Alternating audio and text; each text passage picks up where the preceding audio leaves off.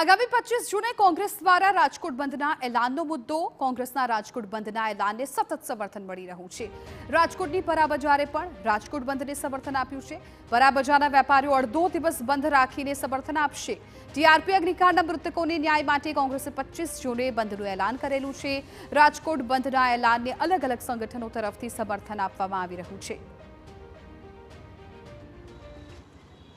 TRP game ઝોનમાં કોંગ્રેસ સમિતિ દ્વારા જે 25નું મંગળવારના આપવામાં આવ્યું છે એલાન બપોર સુધીનું, એમાં એ દ્વારા રાજકીય રીતે અમે કોઈ ઓલી રીતે નથી, પણ જે અત્યારે જે બનાવ બનેલ છે અને એ અઘટિત બનેલ છે અને આટલા લોકો સફળ થયા છે અને આટલા લોકોના મૃત્યુ થયા છે, તો એ બાબતમાં અમારો સખત વિરોધ છે।